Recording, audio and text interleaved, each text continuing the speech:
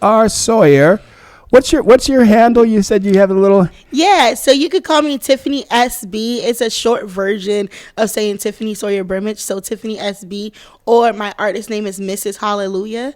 So Okay, and she has written a book called Pick Up Your Crown, which is a devotional for those working towards healing. And she's young and on fire for the Lord, and she's written a really small book for a really large subject.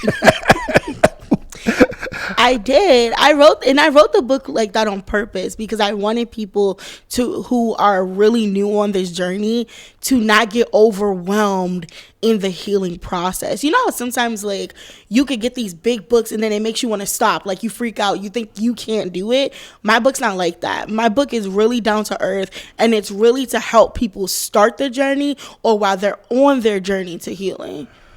Well, let's get a little personal for just a second. Who hurt you? What? You wrote a book on healing. That would imply that you have been hurt. What? So actually, no one technically, I guess, hurt me. I wrote this book because December 2021, I was diagnosed with endometrial cancer. Okay. And it completely took my life on a roller coaster that is really difficult to try to explain. And figuring out who I was after a cancer diagnosis was difficult. Continuing to journey after a cancer diagnosis was difficult. And I remember in the beginning stages of this journey, I just was falling into depression, and my husband is actually the one who kept me out of it. He was just like, babe, come on, you got this. And I was going to doctors every day. I almost died. And so I was like really in the midst of like some real challenges actually. And one day he walks up to me. I thought it was weird, but he walks up to me. He goes, Tiff, you should write a book. And I was like, what? I literally just got diagnosed with this thing and you're already talking about how I'm over it. And what I began to realize during my own prayer time with God is that there were other people who were going to need this book.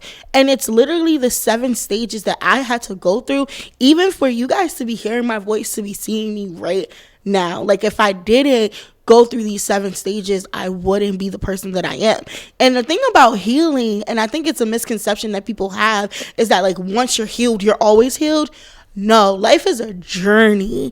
And I talk about that in this book. I talk about how like healing is linear. Sometimes there's setbacks, but God allows them to become ups at times. You go through things, but you should always stay on a journey of healing.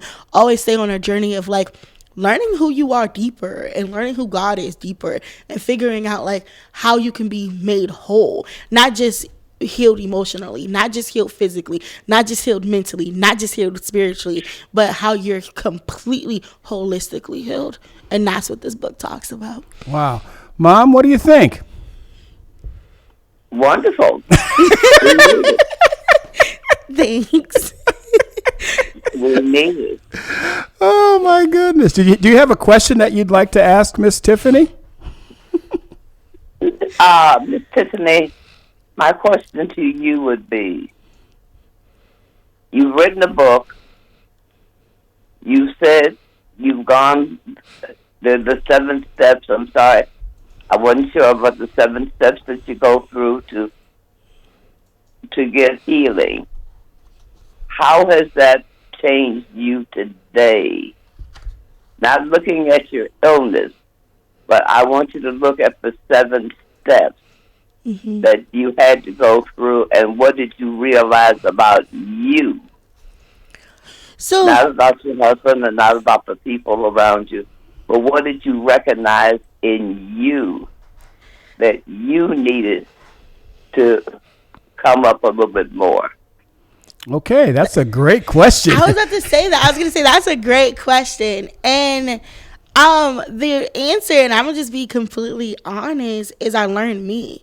I was completely broken before the cancer diagnosis in general. And I hadn't realized that. I had no self-worth other than like, yeah, I'm a Christian, so obviously I find my worth in God.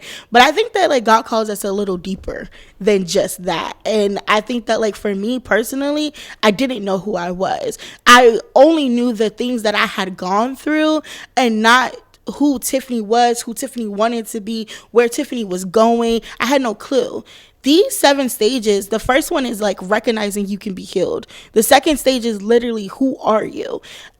How I didn't know.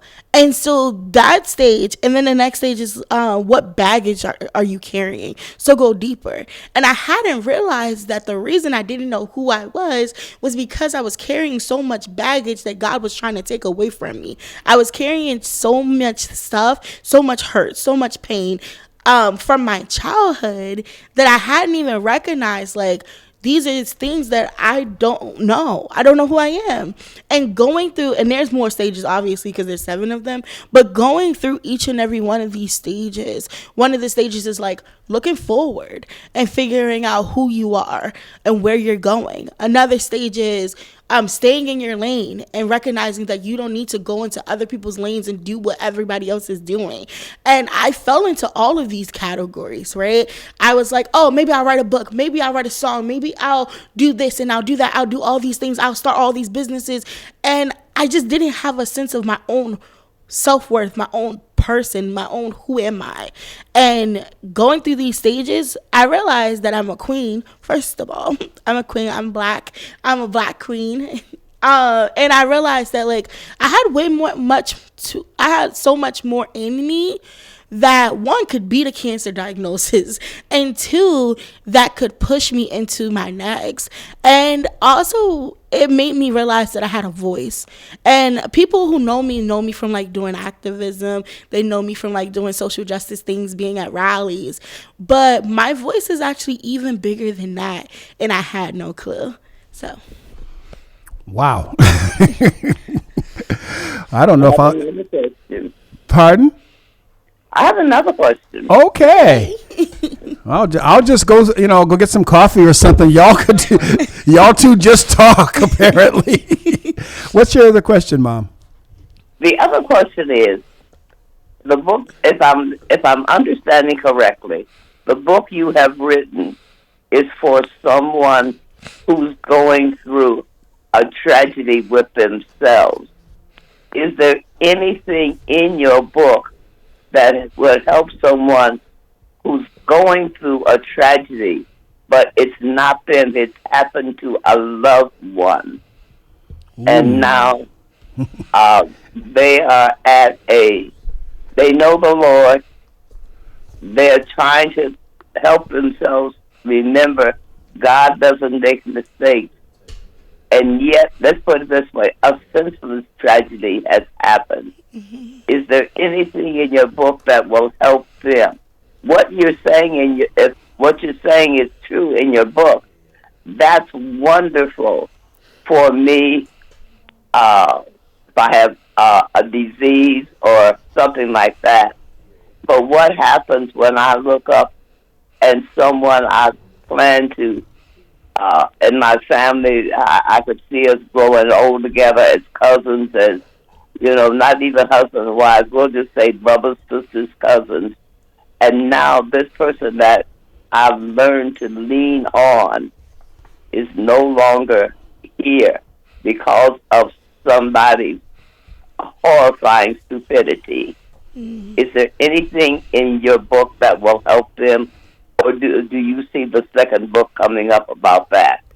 I see the second book coming up about that. So God downloaded this book into me for people who have diagnoses, are like addicted to like has like a drug addiction, abusive relationships, really people that like are really in need for healing, if that makes sense. Yes. There's another book coming, so you guys are getting exclusive because I don't even think my husband knows about this book. But there's another book coming that is going to be targeting exactly what you're talking about, because I recently have been journeying with a family whose son is wrongfully incarcerated, and I've been like, man, I really wish there was something that I could like tell them, something I can do to help them. And they have my book and they love it, but I feel like there's a depth there's another depth that I needed to go. And so that book is coming. I don't know if that book will come out in 2023. I don't know yet, but I do know that there is a need for it, and it's coming. Okay, well, let me jump back in here because you say something that I like to hear, and I want to I'm not say, as they say, I want to push back. And I'm not trying to push you, but I do have a question. You use the term queen. That implies that there's a king. Mm-hmm. How do you... How do you help? Because, and before we go quite there, I want to say this. Back in the day, I was reading the scripture, and in the scripture, and you scholars will know exactly where it is, where it says that she calls her husband Lord. And so Dan being Dan, found 10 women, 5 white and 5 black, and I set it up pretty simple. The guy comes home. The guy doesn't hit you. He brings his check home. He takes care of the kids. He takes care of his obligations. Would you call him Lord? And all 5 of the white women said that, yes, they would have no problem with calling their man Lord, provided, of course, that he was doing those things.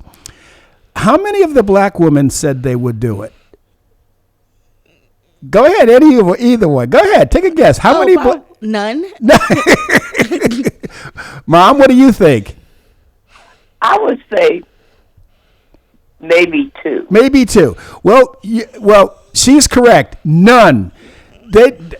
I heard everything from, listen, I don't care what that so-and-so does. I don't care how good he is. I am not calling him Lord. I just, that whole bit, like he can't do nothing for me that I can't do for myself. I refuse to call another black man Lord. And I thought that was interesting. So women, I got 2 of y'all here. So would somebody speak to that? Help me to understand why African-American women don't want to call their men Lord, even if they've earned the title, or can they earn the title? So that goes to that you're a queen, which means your husband would have to be your king. How do you confirm that, or how do you know what I'm saying?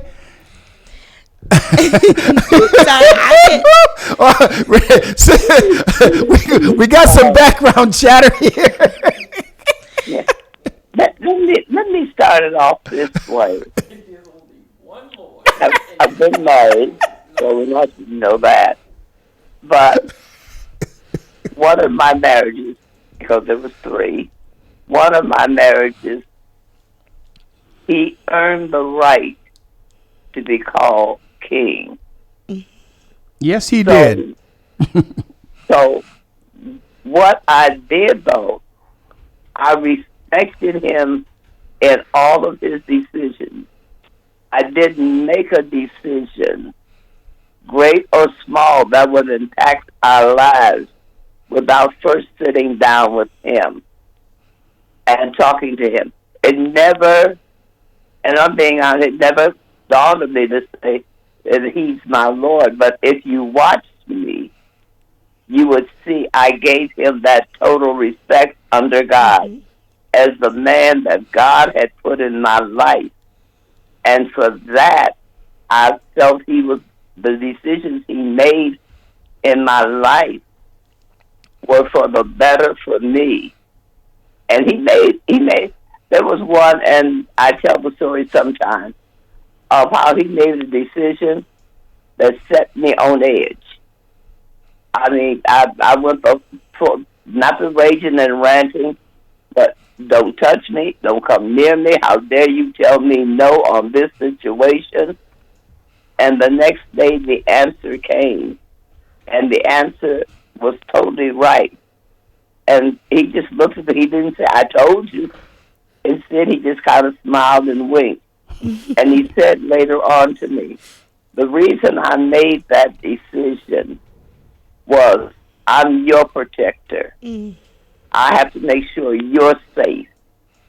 And if I had to let you do what you thought you needed to do, I couldn't help you if you were ended up unsafe. So, but my love and respect for him, even when it went totally contrary to what I thought I needed to do or wanted to do, I didn't do. So it wasn't a point of saying he's my Lord. Mine was I gave him the total respect of being the man of God that God had set over me to protect me and to lead me and to guide me. Okay. Tiffany, you're up. I love that. Shout out again to my husband, Frederick. Hallelujah. That is my king, and he knows it. That is my king, and I'm his queen.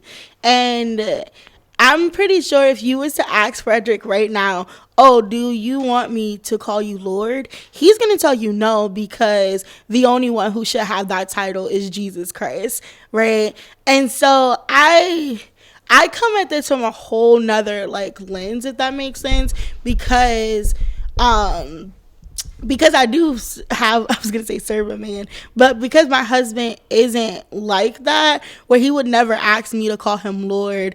But the same thing that your mom is saying about how I treat my husband, he knows that he's my king. And I tell him that all the time. There's a thing that I say to him. I tell him, you are a king. And when things are rough for him, or when outside things are rough and he's losing himself for a second, I'll tell him, you are a king. And the king inside of you that could never die. And I tell him, because the King of Kings live in you, right? And so that's one of my ways of encouraging him to stay steadfast and on the journey. I also think that part of the reason why, and yes, I'm African American, but I do not speak for all African American women. I just want to name that. But even when you told me this story last weekend, I think, something that just even right now I'm thinking about it again, something that just keeps coming to my mind is the negative connotations behind the word Lord and how I've seen that word throughout time, right? For me, the only other image other than Jesus Christ I have when thinking about someone who calls themselves a Lord is Roman Empire, king, queen kind of thing, and peasants who are putting things at their feet, serving that person, things like that. And it's always in a negative way, if that makes sense. The connotation to it is negative. So I do believe that for me, when I first heard would you ever call your husband Lord? Immediately I was thinking, what? Why would I do that? I'm not going to be on my feet doing all these things. But I had to and of course me and Frederick talked about it. I bet y'all did. Because I was like, babe, do you think I need to call you Lord? And he told me, he's like, no, I'm not like that. But we were able to dissect some of my issues with my initial issues with it. And a lot of my initial issues were the ways in which people have used the word over time in the past. It has a negative connotation. And I do believe that sometimes we don't talk enough about negative connotations and connotations of words before we put judgment or judgment onto it. And that's not the only one. Even head of the house is another example. Right. So we're gonna go there. It's 1 Peter chapter 3 verse 6. And the NIV version, I'm going to read the New King James Version. As Sarah obeyed Abraham, calling him Lord, whose daughters you are, if you do good and not afraid with any terror. And you're absolutely right. There's a problem with the concept of Lord. Obviously, we've all heard the term landlord. And how many of us can ever say that we had, quote unquote, a good landlord? It's so difficult. So there is that. And then again, it's like the term slave. We're to be slaves of Christ, but trying to preach the sermon in a black church, we are slaves to Christ. You're going to have a lot of pushback because of the total negative connotation. But I know the husband that my mother's talking about was in fact, a great man. I don't know if she knows this or not, but she's going to learn it now. Before he even talked to you about marriage, he talked to me as the oldest son. Mom, did you know that? No. Yes, you didn't know that. I know. I didn't think you did. Before he even talked to you about marriage, he talked to me about how I thought, what I thought about and how I felt about him asking you in the whole bit. So this man was a man of integrity and a man of character, even more than you knew about. And the only reason I'm telling you now is because it's important to understand that everything you thought about him was correct. He wasn't perfect by any stretch of the imagination, but he was clearly a man of integrity, one to be respected. So that's the issue where people say, and yes, there is only one Lord, and that's Jesus the Christ. But again, I think you actually hit on the real issue here is, will a woman, a black woman, or a woman of color, I don't know what the current phrase is, you have to forgive me, I'm old, if she has a good man, how is she going to show him that he is the head and not the tail of their relationship? Does she do little, because see, one of the other things about this lordship and the head of the house thing is the falsity that, and I've noticed this in, I don't want to say just Caucasian women, because once you pick up the signs, you notice it in every relationship where the woman gets the guy to feel like he's the head of everything and running everything, but all the while she's in the background controlling everything. You see what I mean? So he think, I'm the head. I got it out on lock, and I know this, that, and the other. And meanwhile, it's actually the wife that is controlling stuff. And those type of games are what destroys relationships, I think.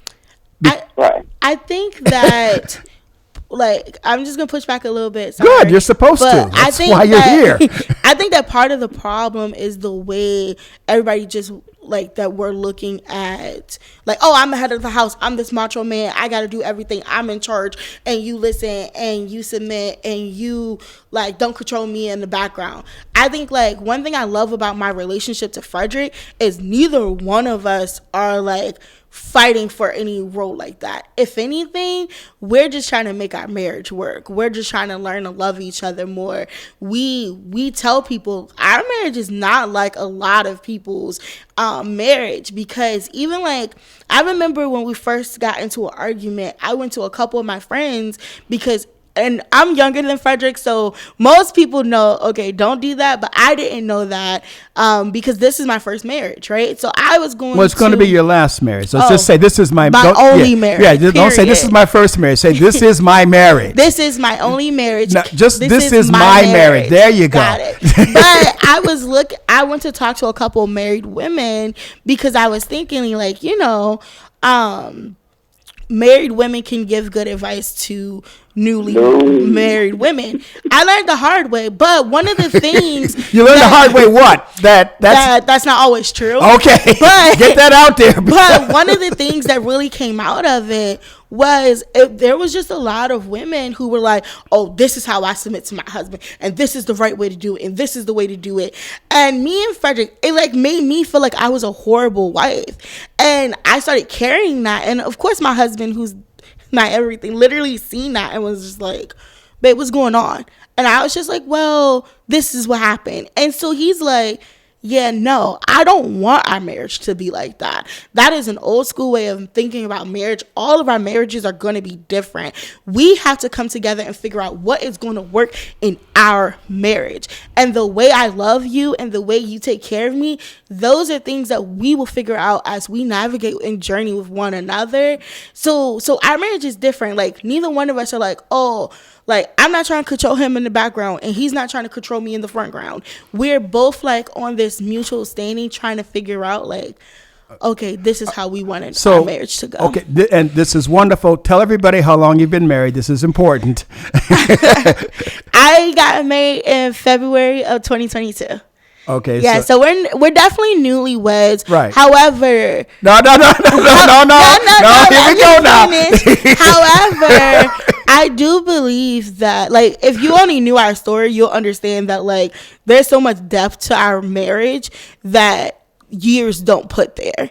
Like, legit, we've gone through more in our marriage in the last 10 months than most people go through in the first 5 years of being married. Well, I hear what you're saying. I'm just saying. But you're talking to somebody who has been married. Oh my goodness! Now that you 37 years. 37 years, yeah, That's so cute. 37 years to a relationship that's 50 years old. So let me just. It's okay to think that little bit for yourselves, but just you've gone through what you've gone through, and just accept that to be what it is. Try not, and you're right about one important thing. The more people you keep out of your relationship, the better your relationship is going to be. Okay. Yep. That's a nugget, y'all. The more people you keep out of the relationship, the better your marriage will be. Yeah. Mom, what do you think about that? Well, I'm like her on that.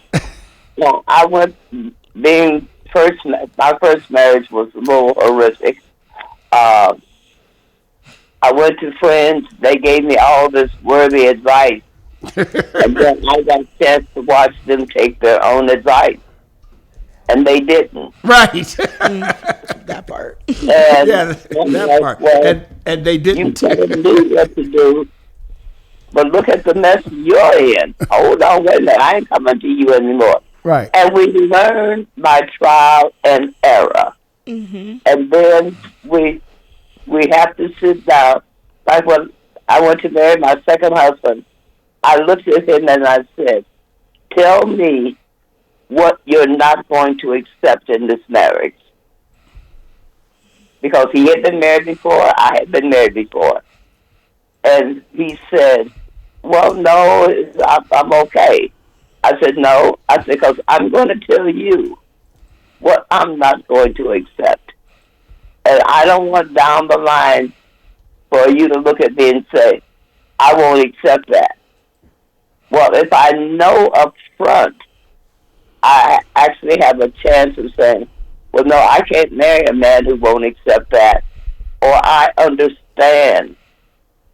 So communication needs to start from the time you say, let's go out and have a cup of coffee.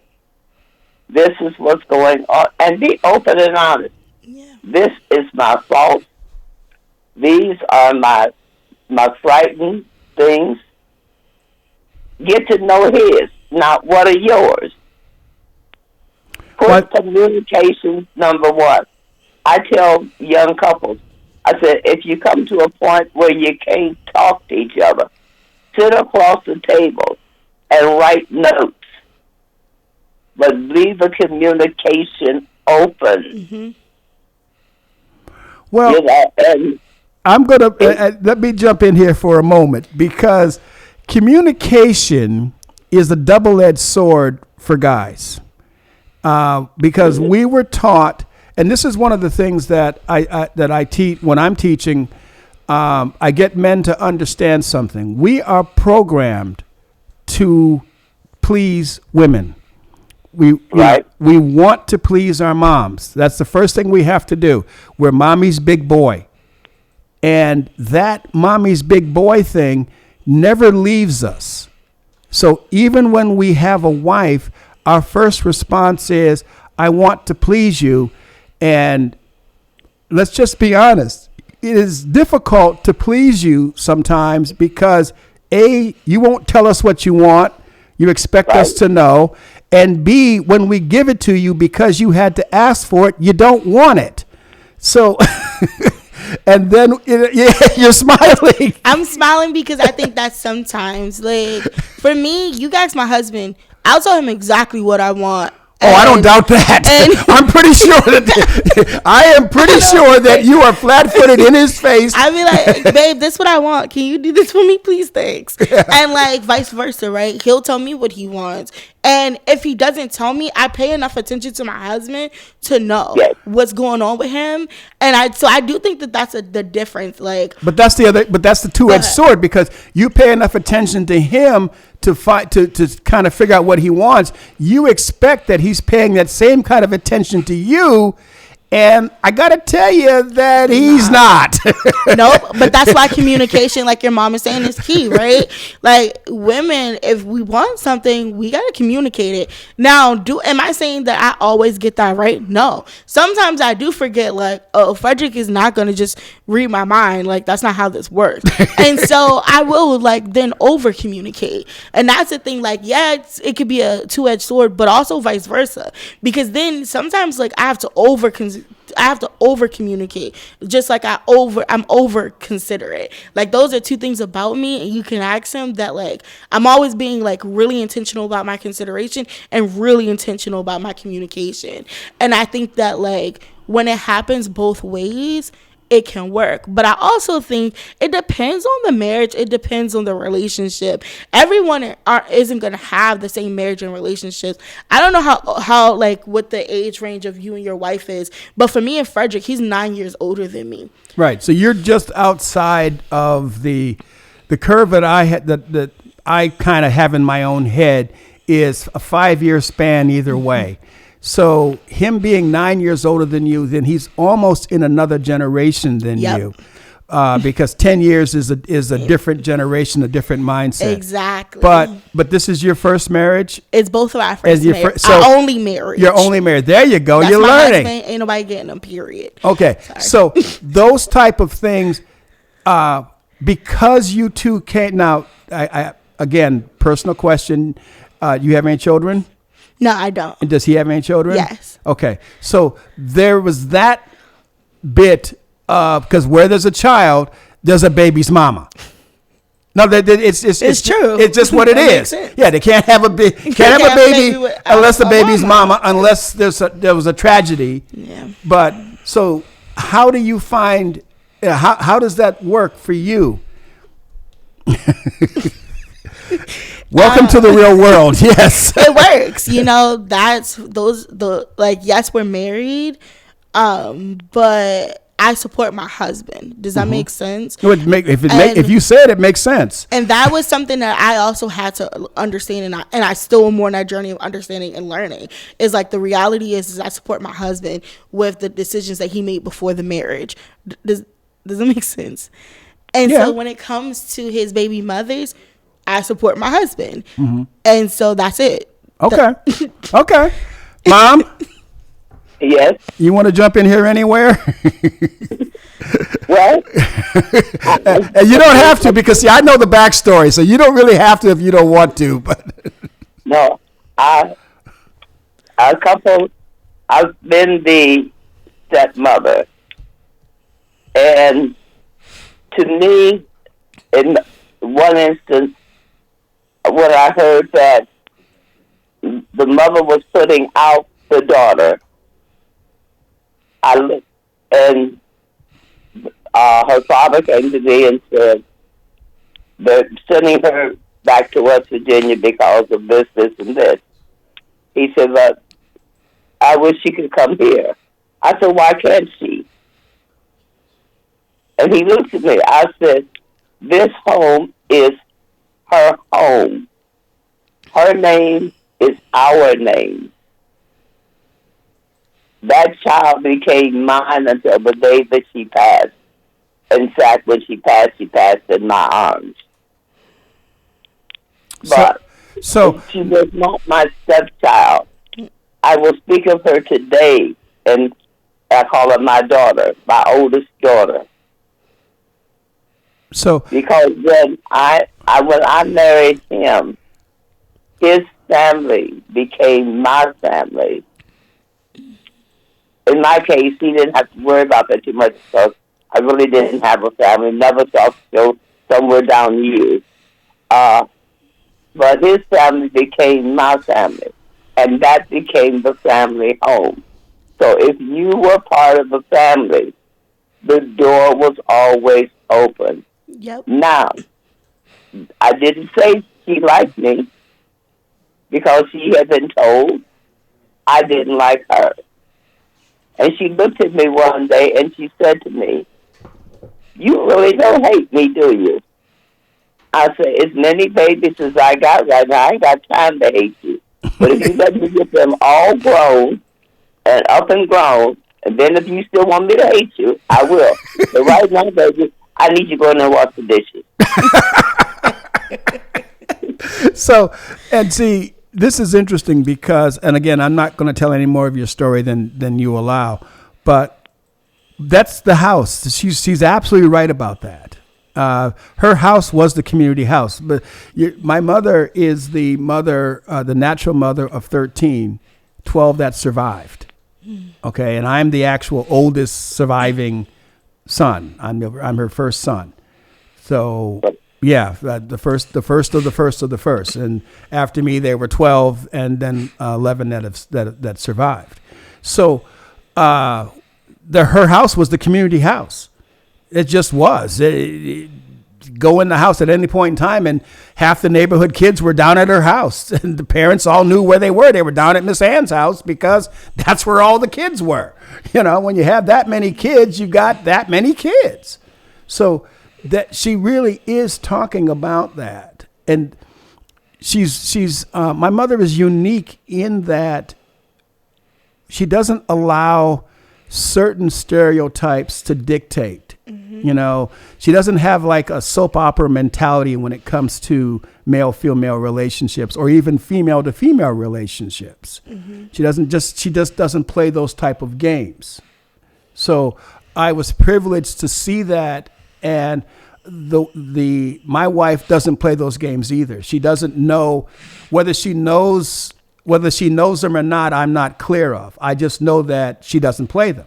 You know, her yes is yes, her no is no. And if you try to convince her otherwise, you had better have a very compelling argument, and it can't be emotional. It better be compelling and factual. If she says no and it's no and you're not going to change your mind, that's the end of it. So, yeah. And I think guys truly need that, because we can't always be trying to figure y'all out. We don't have that much time, and we doggone sure don't have that much patience. Listen, I feel that, and I don't play those games. You can ask Frederick. My yes is yes and my no is no. And when something's wrong, I'm going to tell you, hey, this is what's wrong. Here's how you can fix it. And when something's wrong with him, I'm always like, you good? Are you okay? Let's talk about it. Let's communicate. Let's figure it out. Because I want my marriage to work, and it will work, because I declare and decree it's going to work. Right? But as long as communication happens, and that's something that's not just coming from me, but even him, he's always like, as long as we keep that door of communication open, it'll work. Wow. It does, and it will. It does, and it will. And see, and Hollywood has lied to women in general. Okay, and it's lied to, and it's constantly lying to them about male-female relationships. I know that when I'm counseling teenage girls, which is kind of a rare thing for me, because teenage girls don't want to talk to gray-haired old black guys. They just don't. And if they do, run. Run. Hear me, guys? Run. So the biggest thing I have to explain to them is that they set the boundaries. They set the limitations. They set the expectations. They are in charge of how a young man is going to treat them. And it's got little or nothing to do with how they dress, but more so how they act. And too many women today have been taught that they're pizzas to be ordered and not prizes to be won. And I think that's the... Pardon? After that, I'm going to have to. This is an important call I've been waiting for. Okay. So as much as I've loved this, I I'll get it from Dan, but I do want a copy of your book because I believe it's well worth reading, even today, whether I'm in a tragedy or not. It's good to read, to know, to have some background to hold on to. Yeah. And whenever you decide to do the second one, please let me know, because that's equally as important. So you continue, Sister Tiffany. Tiffany, to be blessed, to be prosperous, and most of all, to keep God in your forefront of your marriage. All four eyes should be on one God. Yes. Okay. All right. I'm going to take this off. All right. Thank you. You've been listening to Mother Ann Parrish. She is one of the mothers of the St. Paul Missionary Baptist Church in Akron, Ohio, where the Reverend Clifton Norwood is the pastor. We invite you to stop in on a Sunday morning. If you're in the Cleveland, Akron area and you do not have a church home, go down. You're going to have a great Baptist-Costal experience. And if you're a young preacher or a young minister or a young evangelist, you could do a whole lot worse than to talk to Pastor Norwood. He is a great mentor, and he has helped me on numerous occasions with problems in my pastorate. As a young pastor, as a new pastor, I've made every mistake you're going to make twice, and I can help you avoid some of those mistakes, because as much as you may have learned in seminary, I guarantee you learned nothing about pastoring. Or very, very little about pastoring. So anyway, that's my mother. She's so nice. Oh, she has her moments. Don't we all? Yeah. Yeah, you're listening to an old woman who's trying to get into heaven now. That's I say that because that's what Bill Cosby said about his mother. It's not the woman I grew up with. You're listening to her. No, she is pretty much the same woman, but because of her experiences, you know, when you bury 3 husbands, you learn stuff. Mm-hmm. And so she's wise in that respect. And I think that we do need to send her one of your books, by the way. I'll get you the information. I don't know, do you mail them out directly? Yeah, okay. I do. People can order my books on www.tiffanysb.org. Okay. And yeah, I pray over them, yes. I sign them, and I mail them out myself. Okay, because she's not going to do any of that. She's going to go to the mailbox, open it, and get the book out of the... That's how, I'm just telling you. Yeah, that's how, or the next time I go down there, I'm going to take one with me and hand it to her. Okay. That's how she's going to get it. She's not going to go on I'm just letting you know. No problem at all. And actually...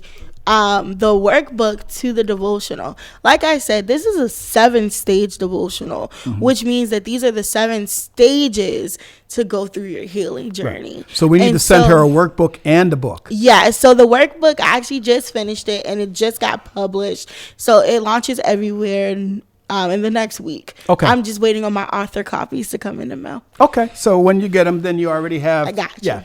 All right. So. Oh, boy, we only have 2 or 3 minutes left, if I'm not mistaken. I'm looking at the clock here, at the clock on the wall. Oh, man. So, for your very first radio interview, how do you feel you did?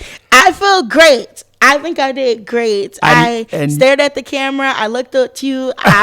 It was great. I think you did fantastic. The camera loves you, and I like you.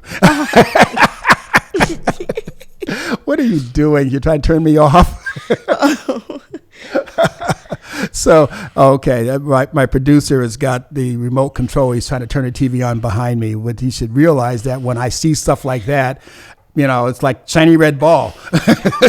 My attention is immediately going to go to that. So I'm a guy. Something shiny goes in front of me. I'm worse than a cat that way.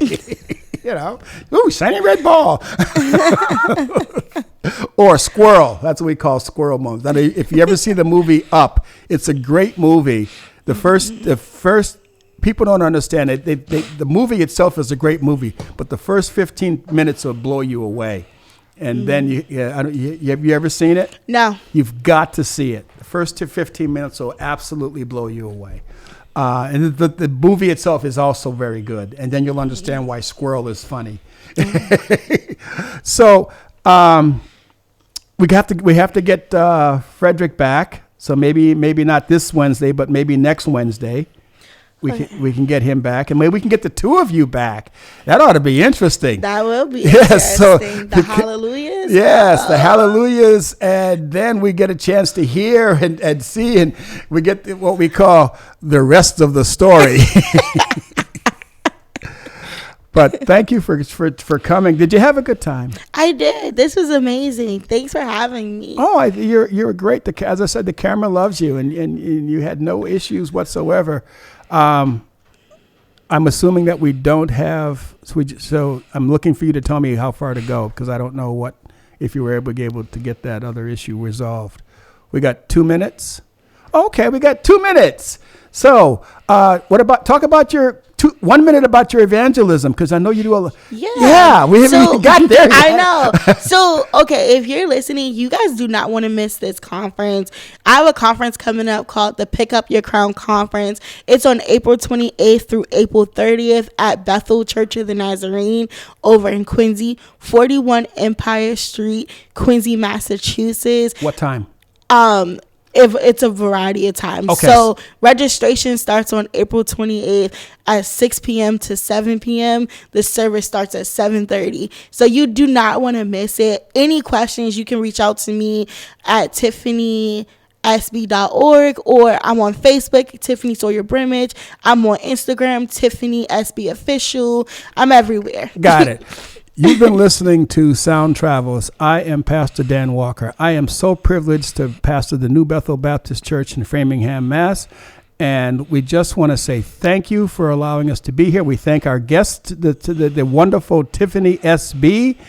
And we invite you to tune in next week, same bat time, same bat channel.